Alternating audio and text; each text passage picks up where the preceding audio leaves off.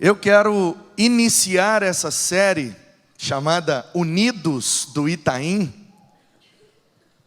permanecendo com a ideia da unidade e caminhando nessa festa que acontece geralmente no mês de fevereiro, que é a festa da carne, né? Surgiu como uma festa, um grande churrasco mesmo.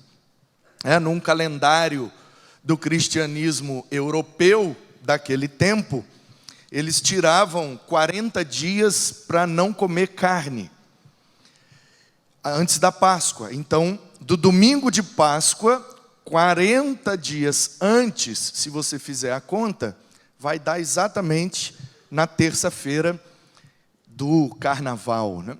Então, a ideia daquele tempo, quando surgiu essa festa, é que, já que nós vamos ficar até a Páscoa 40 dias sem comer carne, então vamos fazer uma despedida, vamos fazer um churrasco, vamos comer bastante carne, e aí depois a gente entra no período chamado, de quaresma, por conta dos 40 dias. Então era uma espécie de, vamos comer muita carne, porque a gente vai ficar 40 dias sem comer carne nenhuma. E aí é por isso que o dia seguinte é a quarta-feira de cinzas. Porque o que é que sobra depois de um churrasco? Percebeu? É isso. E aí os cristãos, essa festa começou dentro da igreja. Nós vamos fazer um período de jejum desse determinado alimento. Então nós vamos comer bastante do alimento, uma espécie de despedida. Então a igreja inventou esse negócio. Vamos fazer um churrascão de comunhão, porque a gente vai ficar 40 dias sem comer carne, em jejum, meio que preparando para a festa da Páscoa. O que é que tem de errado nisso? Nada. Só que com o passar do tempo, essa festa foi sendo deturpada, e como tudo que a gente começa, no início, vai muito bem. A motivação é correta, o resultado é bom e a prática é saudável, só que depois a coisa começa a desviar um pouquinho, e quando o tempo passa, o desvio. Então, hoje, a festa do carnaval está muito distante da ideia original da festa e acabou virando, não sei por qual motivo, você pode ter aí a sua sugestão, mas o que surgiu como uma festa literal, festa da carne, porque era de comer carne mesmo, acabou virando uma festa com o mesmo nome, só que agora num sentido espiritual. Continua sendo a festa da carne, só que agora não se come mais o churrasco.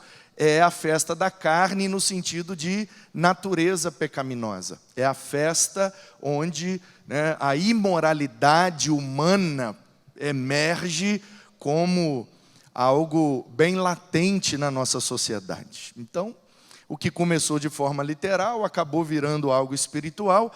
De qualquer forma, o carnaval continua sendo festa da carne. E o que nós queremos é viver pelo Espírito, porque essa é a orientação do Novo Testamento.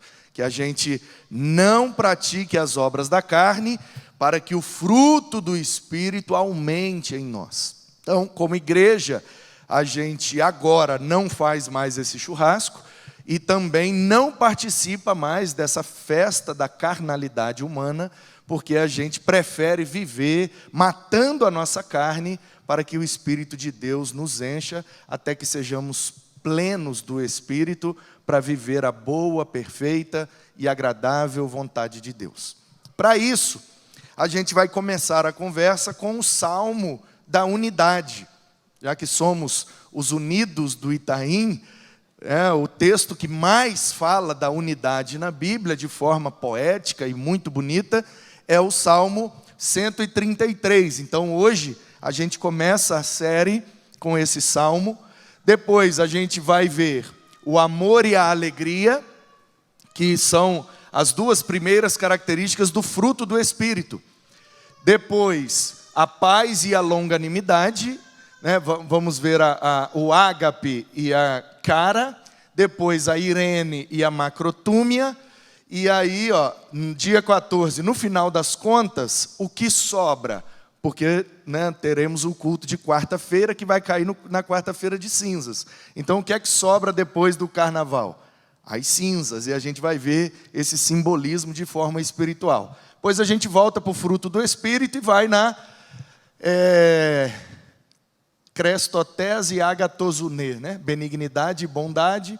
Depois, pistes e prautes, fidelidade e mansidão. E aí, por último, a egecrateia, que é o domínio próprio. E a gente encerra com esse título aí, Unidos Venceremos, com Gálatas 5, de 24 a 26. Então, contra a festa da carne, o fruto do Espírito. Então, a gente vai passar esse mês todo pregando contra a carnalidade, enfatizando a presença e o fruto do Espírito em nossas vidas. Vai ser uma bênção, eu tenho certeza. Então, Salmo 133, se você quiser abrir a sua Bíblia ou acompanhar aí com a gente, vou ler na Nova Almeida Atualizada. E ela diz, como é bom, como é agradável viverem unidos os irmãos. Como é bom quando os irmãos estão unidos. É muito bom isso. Você tem que se lembrar que isso aqui é uma música, é a letra de uma música, faz parte de um grupo de salmos que são chamados Salmos dos Degraus, ou Cânticos de Romagem. Existem duas opiniões em relação a isso. As duas podem estar corretas. Tem um pessoal que acha que era cântico de romagem e degraus, porque as pessoas saíam de suas cidades e iam para Jerusalém adorar, porque o templo ficava em Jerusalém. Então, quem quisesse cultuar a Deus, tinha que ir a Jerusalém. Naquele tempo, só lá tinha o templo, então o povo ia para lá. A ideia é, esse grupo de salmos, que vai do 120 até o 133, são 14 salmos, eles eram cantados à medida que as pessoas iam subindo para Jerusalém. A cidade de Jerusalém fica num monte alto, então chama-se Cântico dos Degraus, porque eles iam subindo para Jerusalém. E Cântico de Romagem, porque saíam das suas casas e iam juntos em romagem até chegar em Jerusalém. Há aqueles que acham que esse nome, Cântico dos Degraus, era porque os homens cantavam, você sabe, quando chegava no templo, na porta do templo, que era a mais utilizada, a entrada que fica voltada para o leste, então tinha logo na entrada o pátio dos gentios, que depois acabou sendo invadido pelos cambistas, e Jesus botou eles para fora, e o pátio das mulheres. E aí tinha uns degraus para acessar a parte que ficava acima, que era o pátio dos homens, e depois lá o Santo dos Santos. Então tem um grupo de estudiosos que acham que chama Cântico dos Degraus, porque eles iam subindo os degraus para o pátio dos homens, onde de fato acontecia o culto, as mulheres ficavam lá embaixo com os gentios, e aí eles iam subindo os degraus e cantando esses salmos. Pode ser que os dois estão certos, pode ser um ou outro, isso não muda nada para nós. Mas o fato é que esse é um salmo que não era um salmo para ser cantado de forma individual. Existem alguns salmos em que o compositor usa a primeira pessoa do singular, como no caso do 23, que o Léo falou aqui. O Senhor é o meu pastor, disse Davi. É um salmo individual. Esse salmo não era cantado no templo. Esse salmo não era cantado no culto. Era cantado pelas pessoas de forma individual. Cada um lá no seu quarto, na sua casa, ou até mesmo em ambientes públicos, mas a pessoa cantando sozinha. Por isso está na primeira pessoa. E eles priorizavam cantar em cultos, cantar em público, salmos que utilizasse a pessoa ou as pessoas do plural, nós, vós e eles. Então, toda vez que o Salmo utiliza a primeira pessoa do singular, né, o nosso Deus, esses eram para cantar no culto público. Porque não tem como, né? Eu junto com você e a gente está cantando, o Senhor é o meu pastor, é o meu ou o seu? Né? Então, se nós estamos cantando juntos, o Senhor é nosso pastor. Então, eles faziam essa diferenciação. Os salmos de lamento, os salmos imprecatórios, salmos em forma de oração, eram salmos individuais. Às vezes cantado na sinagoga, como uma espécie de enlevo, mas esses cânticos que apontavam para a união, para a unidade, né? Usando a pessoa do plural, o nosso Deus, a nossa vitória, focando a pluralidade, esses eram mais cantados. Então esse Salmo 133 faz parte desse grupo de salmos, que era cantado em conjunto, em comunidade, de forma plural, onde todo mundo participava, e o salmista está declarando, quando os irmãos estão unidos, isso é muito bom. Então, como esse salmo é um cântico de romagem, a gente precisa se lembrar que esse primeiro verso aponta para esse contexto. Eles saíam de suas casas e iam para Jerusalém. E aí, no caminho para Jerusalém, cada um morava numa distância. Tem gente que mora mais perto, tem gente que mora mais longe. Tinha gente que vinha da Galileia para adorar em Jerusalém. O livro de Atos nos mostra que tinha gente que vinha da África. Um homem veio da Etiópia para adorar a Deus lá em Jerusalém. Então vinha gente de tudo quanto é lugar. Em Atos 2, naquela festa de Pentecostes, tinha gente de mais de 10 lugares diferentes do mundo. Gente de tudo quanto é lugar, até de Roma, por causa da diáspora dos judeus, a dispersão. Eles sempre se espalharam pelo mundo, por causa das perseguições. Então, eles estão indo para Jerusalém, e a ideia do poeta é, quando eu saio da minha casa para ir para Jerusalém, não é bom que eu vá sozinho. Porque eu vou passar por lugares que são desertos, lugares ermos, lugares perigosos, e se eu estiver sozinho, eu viro uma presa fácil de um bandido.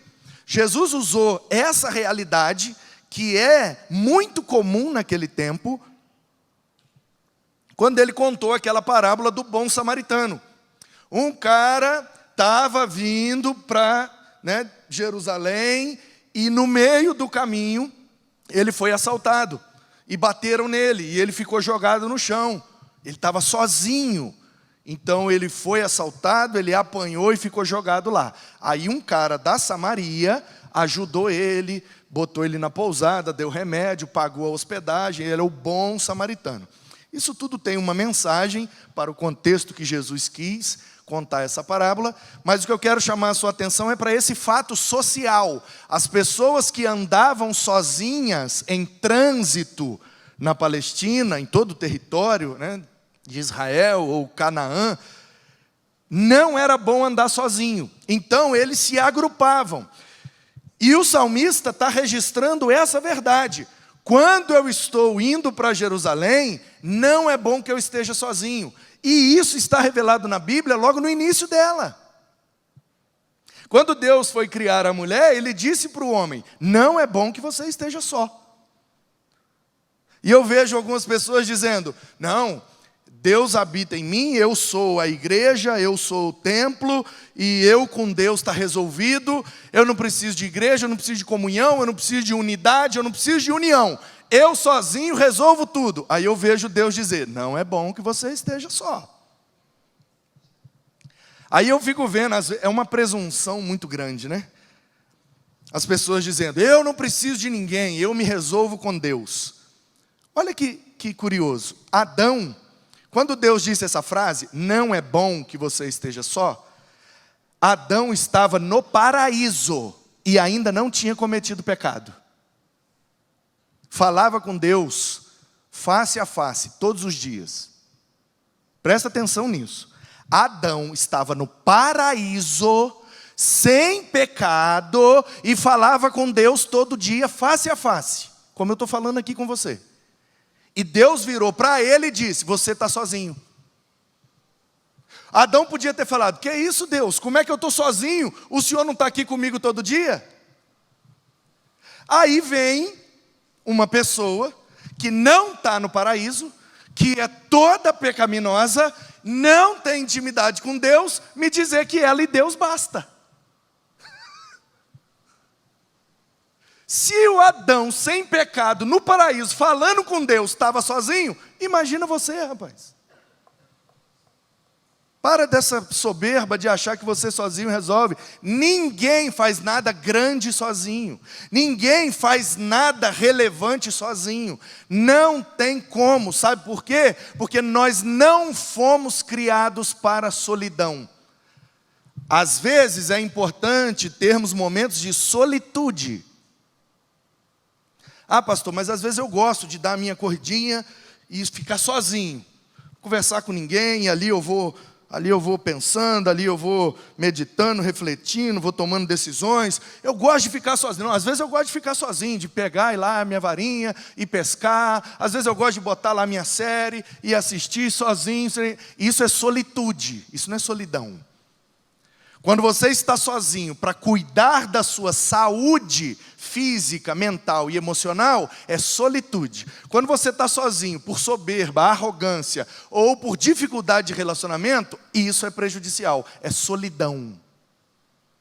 Por que é que nós não fomos criados para a solidão? Porque nós somos imagem e semelhança de Deus. Está lá no mesmo texto. Não é bom que você esteja só. Acabou de criar esse cara que está ouvindo essa frase dizendo: você é semelhante a mim. É semelhança de Deus. E Deus não é solitário. Nós não cremos num Deus que tem só uma pessoa. Nós cremos num Deus que tem 3 pessoas. Portanto, Deus é uma comunidade. Deus é plural, por isso que Ele é o Elohim. Plural. O Pai, o Filho e o Espírito. Portanto, se nós somos semelhantes a Deus, que é plural e comunitário, nós só estaremos felizes e satisfeitos se estivermos bem na comunidade em que estamos inseridos. Isso começa em casa, é a nossa primeira comunidade. E se espalha para a nossa vizinhança e acaba, em última instância, chegando na nossa comunidade espiritual, que é a igreja. Portanto, nós fomos criados para viver em comunidade. Ninguém pode ser plenamente feliz sozinho, porque no DNA da nossa criação está a comunidade da Trindade de Deus. Por isso nós ficamos tristes. Nos falta alguma coisa. A gente sente falta de alguma coisa quando a gente fica na solidão. Por isso que nós precisamos estar juntos. Além de estarmos juntos, precisamos estar unidos. Temos que nos unir, porque o Pai, o Filho e o Espírito estão unidos em perfeita união. Não tem hierarquia. O Pai está acima do Filho, que está acima do Espírito. Não. Eles estão unidos perfeitamente. Como ilustrou Damasceno, eles estão em pericorese, um relacionamento de intimidade perfeita, onde não há hierarquia, nem grau de importância, e todos se comunicam de forma plena, formando um único Deus. Então, o salmista está percebendo isso e botando essa verdade em forma de poesia. Oh, como é bom! Oh, como é agradável quando os irmãos estão unidos, porque eles foram criados para isso, foram criados para estarem unidos, juntos, e é assim que eles estarão na eternidade. Então, precisam começar a treinar agora na terra. Porque se a gente não consegue se dar bem aqui, como é que vai ser no céu, irmão? Não tem jeito, nós vamos tudo para o mesmo céu. Então, Deus nos deu esse período para a gente já ir treinando, já ir se acostumando, já ir nos tratando. E a comunhão, a comunidade, a unidade, isso vai melhorando a gente. Porque quando a gente está sozinho, não tem ninguém para reclamar.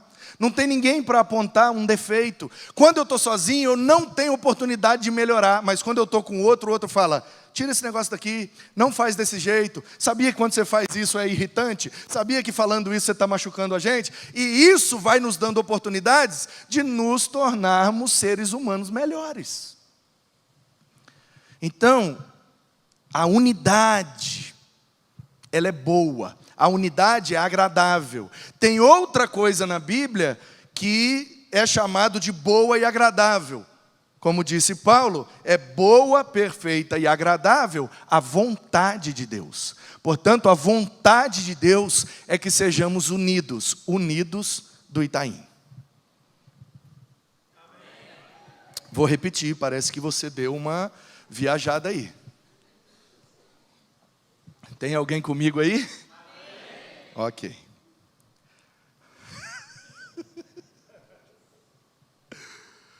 Deus nos criou para vivermos em comunidade, em unidade. Então, a unidade é boa e agradável. A Bíblia diz que a vontade de Deus é boa, perfeita e agradável. Portanto, vivermos em unidade é a vontade de Deus para nós, que sejamos unidos do Itaim. Verso 2. O salmista diz assim, é como o óleo. É como, quer dizer, ele está fazendo uma comparação. Porque alguém poderia perguntar, a união é boa? Boa quanto? Boa em que medida? É boa e agradável, mas faz uma comparação só para eu ter referência. E aí o salmista diz, você quer entender o quanto a união é boa? É como o óleo. O óleo precioso que ungiu o primeiro sacerdote, Arão. Escorreu pela barba dele e pela roupa dele. Nós, lendo isso aqui, a gente não consegue perceber a dimensão dessa comparação. Porque a gente não sabe o preço do óleo. A gente não para fazer conta. Por isso que ele está falando que é o óleo precioso. É um óleo muito caro. A união dos irmãos é preciosa. É muito cara. Custou caro. Aí você pergunta, preciosa quanto? Aí ele fala, quanto óleo. Aí você fala, mas óleo? Por que ele não falou ouro? Por que ele não falou diamante? É porque no mundo bíblico, o óleo é o artefato comum mais caro. Aliás, ele continua muito caro. Vou comparar para você perceber. Talvez você pode ficar zangado comigo, mas só para você entender. Quanto é 1 litro de gasolina? Quase 5. Quanto é 1 litro de... É caro gasolina? É. Quanto é 1 litro de Coca-Cola? Ai, meu Deus. Para que eu fui usar essa ilustração? Um calor desse, falar de Coca-Cola, ainda de 1 litro, aquela de vidro. Ai, meu Deus, misericórdia.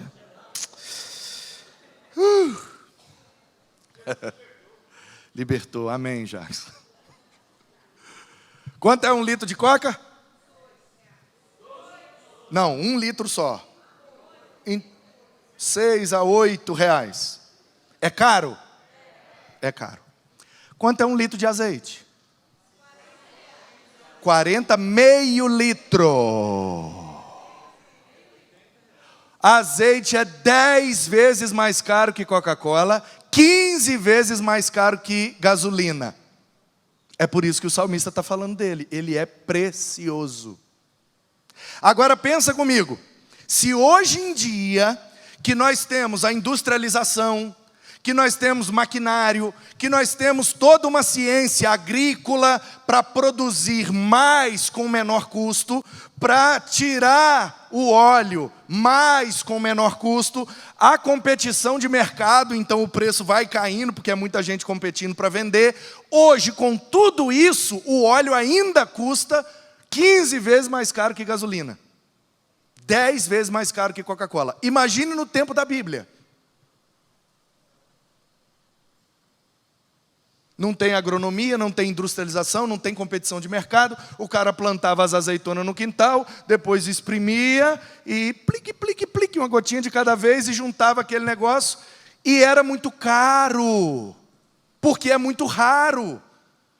Ouro, prata, diamante é extremamente difícil de achar. Mas o óleo todo mundo usa. E do que todo mundo usa, ali o salmista está falando de união, então ele está falando de juntar as pessoas.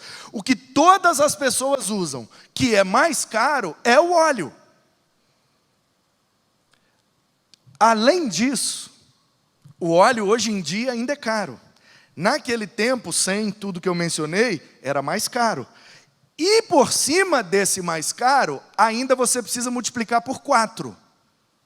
Porque o óleo, nos nossos dias, só tem uma utilidade: fazer comida, botar na comida. No mundo bíblico, o óleo tem 4 utilidades.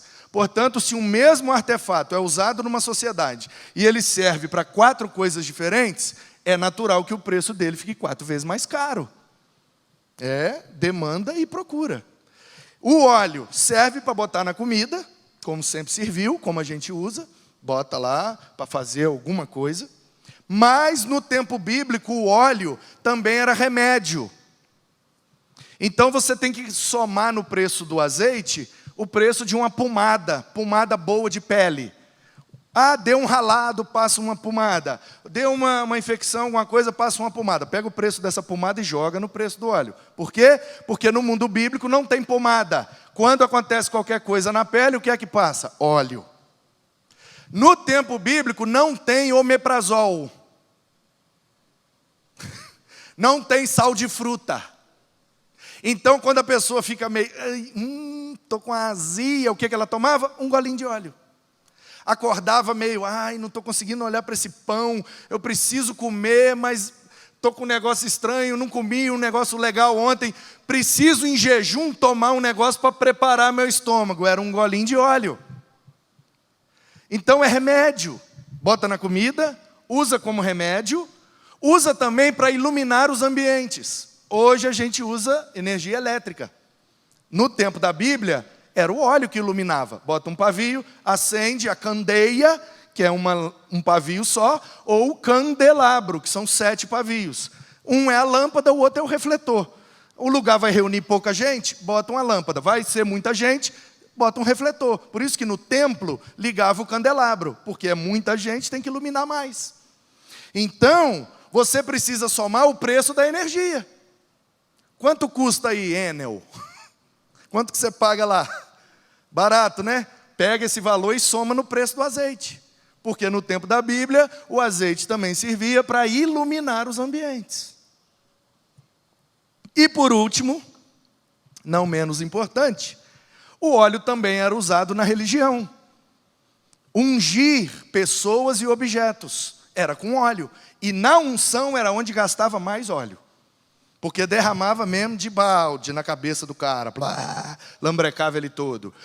Nós vamos usar isso daqui, vamos ungir esse objeto. Unção, na Bíblia, é separar para o uso exclusivo de Deus. É isso que significa unção na Escritura.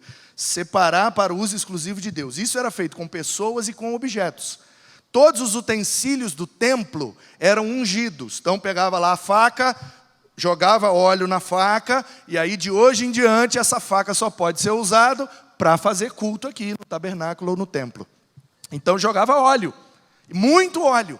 O óleo era muito caro, gastava muito.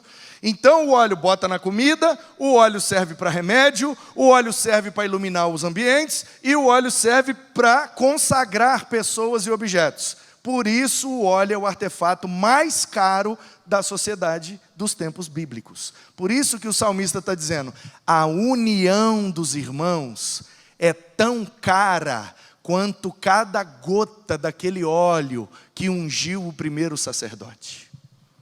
O poeta está dizendo, quando nós nos unimos, nós ficamos mais preciosos. Quanto mais unidos, mais preciosos nós somos para Deus. A união é preciosa para Deus, porque o preço que foi pago para que a gente estivesse unido aqui nessa noite, foi o preço do sangue de Cristo. Tem algo nesse universo que custa mais caro que o sangue de Cristo? Portanto, Deus está dizendo, vocês precisam se unir para fazer valer a pena cada gota que o meu filho derramou por vocês. Precisam se unir, porque quando vocês estão unidos, vocês se protegem na jornada. Vocês precisam se unir, porque isso é o que tem de mais precioso. E vocês precisam se unir, porque é na união que todo mundo é abençoado. Bota aí para mim, meninos, o mapa. O próximo verso, você sabe, né? O salmista compara a preciosidade da união com a preciosidade do óleo. Pode ser que alguém não entendia nada de óleo, né? Ah, não, eu não sei quanto custa o azeite. Usa um outro exemplo aí para mim, salmista. Aí ele diz, bom, para quem precisa de um outro exemplo, o Hermon. Sabe o Hermon? Então lá em cima, do lado direito, lá, ó, onde está escrito lá, Itureia, Traconites. Esse mapa é de um outro tempo. Não é necessariamente do tempo do salmista, mas é só para você entender. Lá em cima ficava o Hermon, o Monte Hermon. Do pé do Monte Hermon nasce o Rio Jordão, que desce e ali na região da Galileia abre aquele azulzinho ali do meio, ó, tem verde, amarelo e rosa. No meio tem um azul, ali é o Mar da Galileia. E aí o Rio Jordão continua descendo pelo vale, que acabou se chamando Vale do Jordão, por causa do rio, e aqui embaixo ele abre nessa outra lagoa gigante, que é o Mar Morto. Então, lá em cima é uma bacia hidrográfica, Mar da Galileia. Vem do Hermon, passa por ali, continua descendo, e aqui embaixo fecha. Da Galileia tem saída para baixo, é todo o Rio Jordão ali. Do Mar Morto não tem mais saída para baixo, o Mar Morto é fechado. O salmista está usando essa figura. É como o orvalho que desce e escorre pelos montes de Sião. Aí o último verso é, ali o Senhor ordena a bênção e a vida para sempre. O salmista está usando esse exemplo porque todo mundo que está cantando essa música lá naquele tempo conhece isso aqui, porque mora lá. Eles moram lá, eles entendem disso aqui. A gente não entende porque a gente não mora lá. Então, o que o poeta salmista, inspirado por Deus, está dizendo é, hoje, quem é hoje de manhã que mostrou para mim que estava estudando o ciclo da água? Quem era? O Benjamin, isso, filho do Gil e da Janine. Ele estava com o celular, eu perguntei a ele o que ele estava assistindo, e ele falou, ciclo da água. Tá, domingo na igreja estudando, ciclo da água. É assim mesmo, essa nova geração é assim. Eles aprendem em qualquer lugar, de qualquer jeito, e vão embora. E aprende mais que nós. E aí, ele falou do ciclo da água. O Benjamin, criança, já está aprendendo sobre o ciclo da água. Chove, e aí vai para o lençol, e aí vira rio, e vai para o mar, e evapora, e chove, o ciclo da água. Todos nós sabemos disso. O salmista não sabia disso, porque ele está cantando isso aqui 2.800 anos antes de... 2.800 anos atrás, 800 anos antes de Cristo. Então ele não sabia do ciclo da água, ele sabia só aquilo ali, que era a terra onde ele morava. Então um dia, alguém deve ter perguntado, olhou para o tamanho do Rio Jordão, que ele é grandão, ainda é grande, mas naquele tempo era bem maior. Olhou para o tamanho daquele rio e deve ter se perguntado, de onde vem esse rio? E aí foi subindo o rio acima. Vou descobrir de onde vem, vou descobrir de onde vem. Foi, onde que ele bateu? No pé do Hermon. Uma grande lagoa assim, ó, de água cristalina, bem gelada. Ali é o pé do Monte Hermon. Ele viu aquela lagoa, olhou para o monte e imaginou, deve estar vindo lá de cima essa água. Aí ele subiu o monte. Quando ele chegou lá em cima, anoiteceu. Isso é tudo da minha cabeça, tá, gente? Está na Bíblia não, é aqui. Anoiteceu, ele montou a barraca dele e dormiu. Quando o dia amanheceu, ele acordou e pensou: vou sair pela montanha procurando onde nasce o rio. O que é que ele viu quando ele saiu da barraca? As folhas, a folhagem da vegetação em cima do Monte Hermon estava toda molhadinha de orvalho. O que é que eles concluíram? O orvalho, por isso que ele está dizendo, a união dos irmãos é como o orvalho que desce do Hermon. Eles entenderam, os orvalhos, as pequenas gotinhas das folhas, elas se unem e formam uma gota. Plim! E aí, as gotas se unem e formam uma poça. As poças se unem e formam o filete de água. Os filetes se unem e formam aquela lagoa que vira o Rio Jordão. O que é que eles concluíram? O Rio Jordão é produto da união dos orvalhos. Por isso que ele está usando essa figura para falar da nossa união. Portanto, o que o salmista estava querendo dizer, a mensagem que está sendo passada aqui, embora esteja, eu não sei que ramo, qual é a área da ciência que estuda o ciclo da água? Geografia? Biologia? Qual que é a área? Me ajudem aí, o povo que é estudioso. Biologia, geografia? Biologia? Hein, Regis? São as duas? No ensino fundamental, as duas, biologia e geografia, e no ensino médio, só a biologia que fala da água. Obrigado, minha bióloga preferida. Beijo, meu amor. Eu te amo. Por isso que é bom ter uma mulher inteligente, viu? Aliás, um dia eu estava estudando a Bíblia, doido, tentando entender o negócio. E ela percebeu que eu estava já quase passando mal, porque eu sei que não parece, mas eu sou muito burro. E eu estava tentando entender o negócio, e eu já estava ficando nervoso, e eu ia para lá, ia para cá, e lia, meu Deus. Aí eu falei com ela, eu não estou conseguindo entender, Jesus está dizendo que nós somos o sal. E se a gente perder o sabor, parar de salgar, a gente não serve para nada, tem que jogar fora. Mas o sal é não perecível, o sal não perde a capacidade de salgar. Se eu deixar um saco de sal aqui e voltar 100 anos depois, eu botar, está salgado. Como que sal perde o sabor? Aí a minha bióloga preferida, que também é química, ela falou, não, é que Jesus não estava falando do sal do oceano que a gente produz, não. Aí eu, é? É, o que a gente consome é o NaCl, cloreto de sódio. O que ele está falando provavelmente era do Mar Morto, que por ser bem menor, o que salga ali é o cloreto de potássio. Então ele tem uma vida útil menor mesmo. Eu sabia que aquelas aulas de química iam servir para alguma coisa, mas eu não prestei atenção. Então a minha esposa usou a química para me ensinar a Bíblia, tá vendo? Voltando.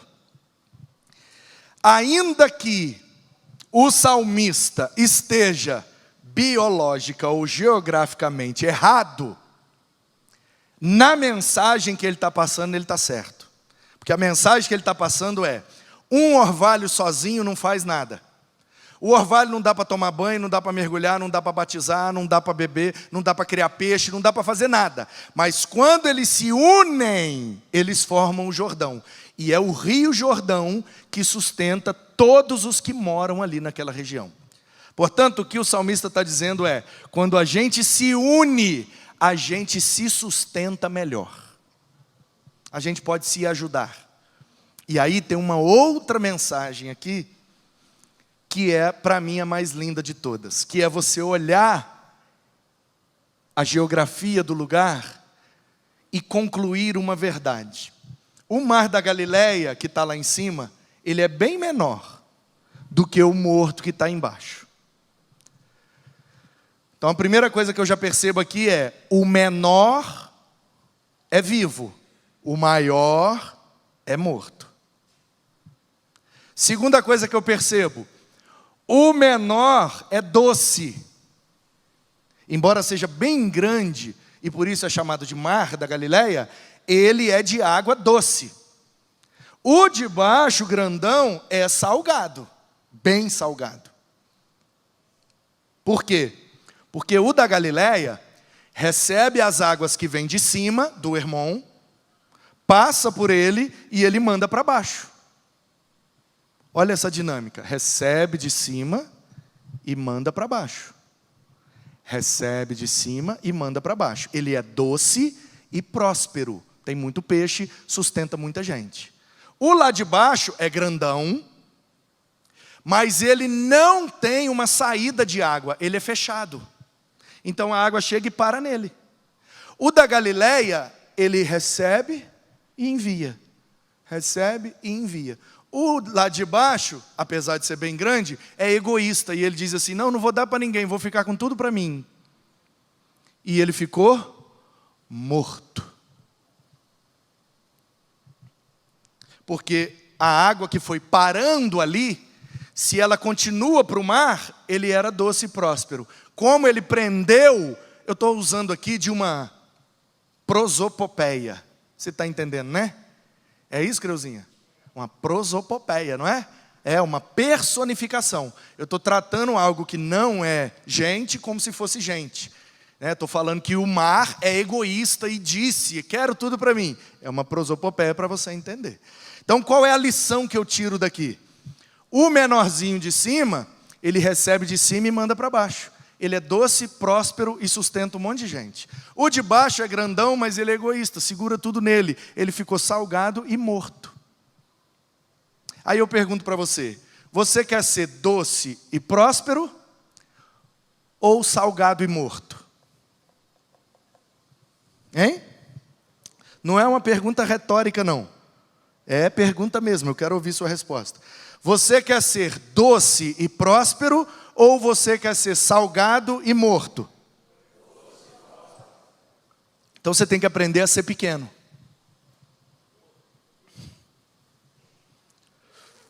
Você precisa aprender a receber de cima e mandar para baixo. Receber de cima e mandar para baixo. Receber de cima e mandar para baixo.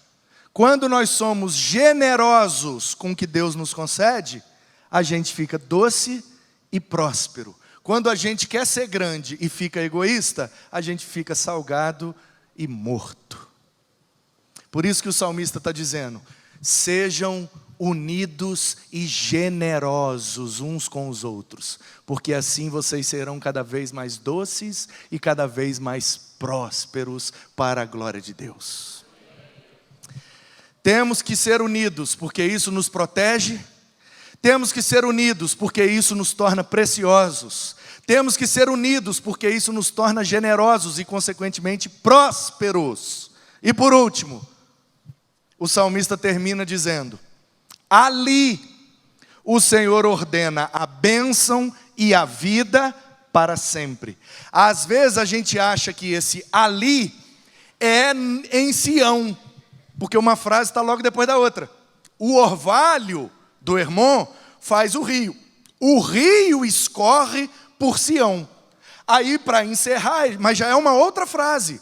Aí ele diz: ali o Senhor ordena a bênção e a vida. A gente tem a tendência, e eu já pedi para a sociedade bíblica, e eles estão me enrolando no negócio da obra da carne, botar raiva ao invés de ira, e nisso aí fazer um quarto verso e jogar esse ali para baixo vai ajudar na interpretação. Por quê? O primeiro verso é o tema da música, a união dos irmãos. É como, aí o salmista usa duas comparações, é como o óleo e como o orvalho. Esse último verso, que eu chamo de 4, é a conclusão da música e está dialogando com a introdução da música. Como é bom os irmãos estarem unidos. Ali o Senhor ordena a bênção e a vida para sempre. Ali onde? Na união dos irmãos. Quando estamos unidos é que Deus bota a bênção e a vida. Por isso que o salmista usou o exemplo do Mar da Galileia, do Rio Jordão, do Orvalho do Hermon, porque é isso que nos abençoa quando nós ficamos unidos, nós nos protegemos, nós ficamos mais preciosos, nós nos ajudamos, nós nos fazemos mais generosos, mais prósperos e mais abençoados. Por isso que nós temos que ser, não só em fevereiro e não só no feriado, mas precisamos ser para sempre os unidos do Itaim. Que a nossa marca seja a união, que sejamos uma igreja unida, e isso vai nos abençoar cada vez mais. Portanto, se você ainda tinha dúvidas da importância da união, da unidade, da comunidade, da fraternidade, que nessa noite você possa abrir mão de toda dúvida e se lançar na certeza de que é na comunhão que Deus nos abençoa, é na união que Deus nos prospera, é na unidade que Deus age através de nós. Portanto, meu irmão, pode vir, porque tem vaga, tem vaga, tem vaga para todos que quiserem.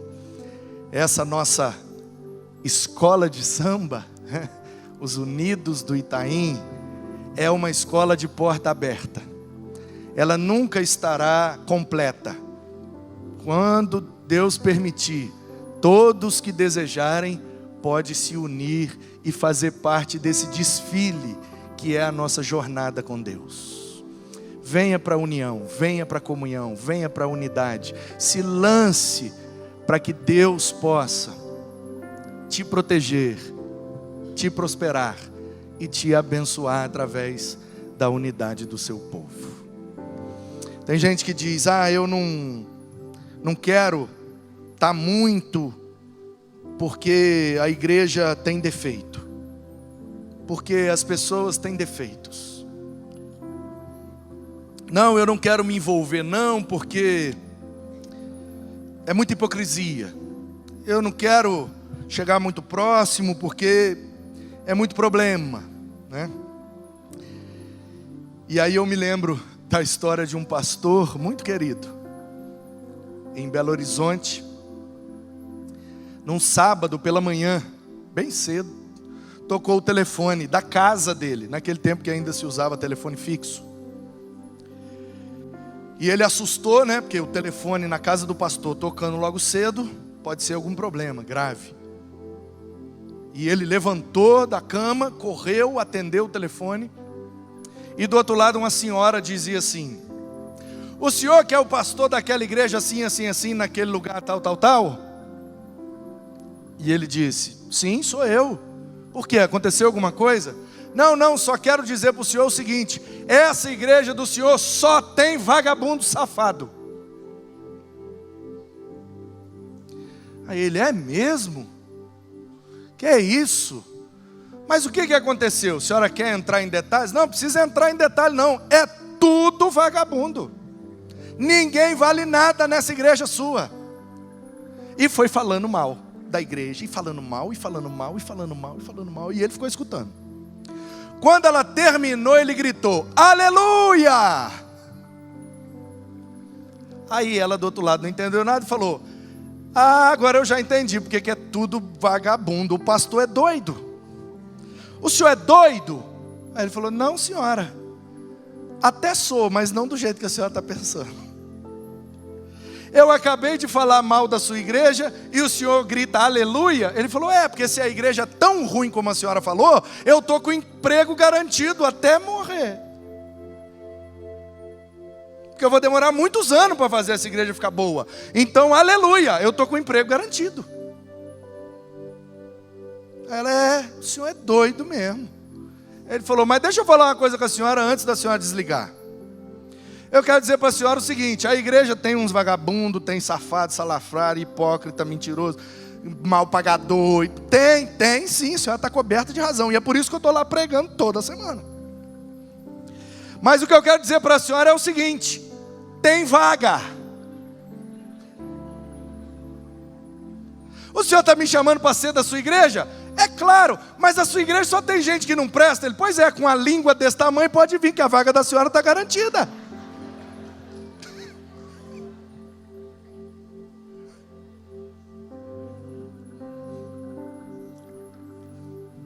E eu concluo com as palavras de Jesus, que muitas vezes a gente quer tirar o cisco do olho do outro, tendo uma trave nos nossos olhos.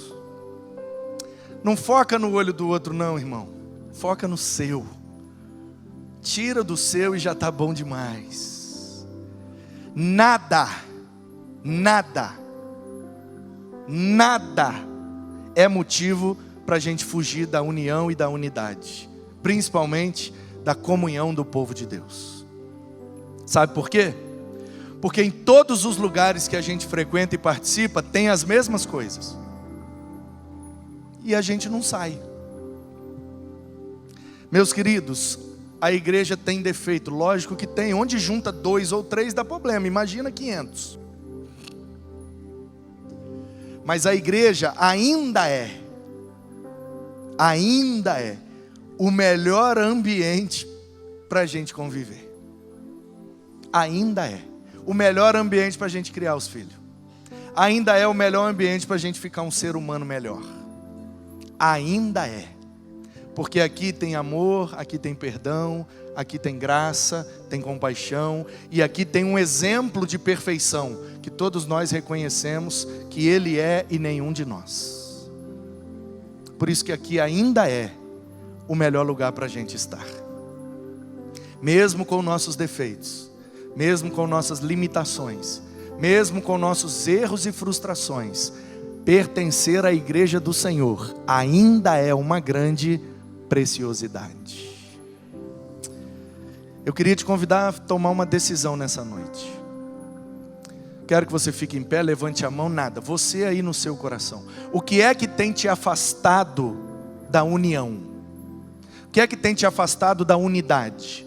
Por que que você não quer se aproximar? Por que que você não quer conviver? Por que que você não quer participar? Se envolver? Qual é o motivo? Eu queria que você agora colocasse esse motivo diante de Deus e orasse pedindo a Ele para que Ele tirasse esse motivo do seu coração e te abençoasse com a bênção da unidade do seu povo.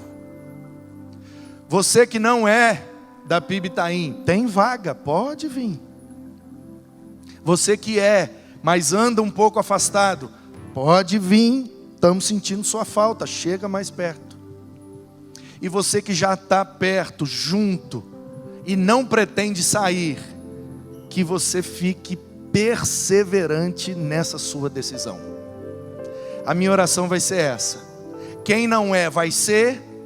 Quem está longe vai estar perto, e quem já está não vai sair.